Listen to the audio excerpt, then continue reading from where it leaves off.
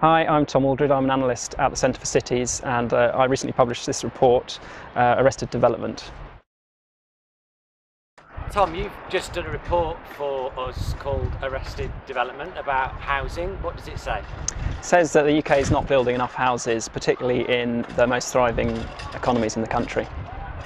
It's well known that the country has a housing problem.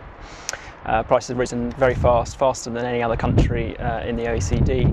But what's not known is this is also an economic problem. We're constraining our most prosperous cities like Cambridge and Reading and Brighton from growing further.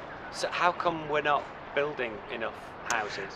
Well, the real problem is land supply. Land supply is very tightly regulated, partly by national government, which protects a lot of land from development, including 13% of the country, which is green belt. It also tries to funnel most new development onto brownfield land.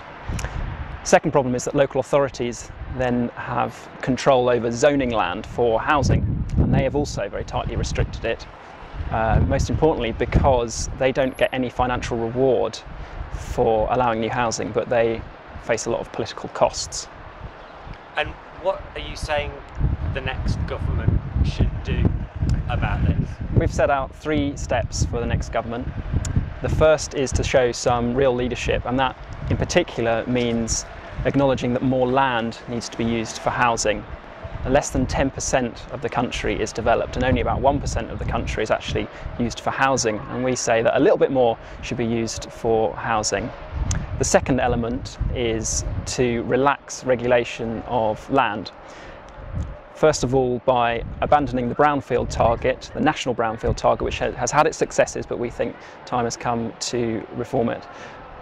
Also to reconsider the green belt, which is protected from development but has few environmental benefits. We think local authorities are much better placed to judge whether to develop on brownfield or on green belt or elsewhere.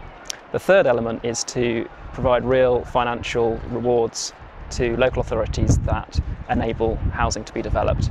And there are 2 elements to this. The first is to increase the local share of taxation. At the moment, the UK, only about 17% of local revenue is locally raised, compared to an OECD average of over 50%. The second element is to enable a more radical approach to capturing planning gain, and we've called for a piloting of a system of land auctions. Okay, great. Thanks, Tom.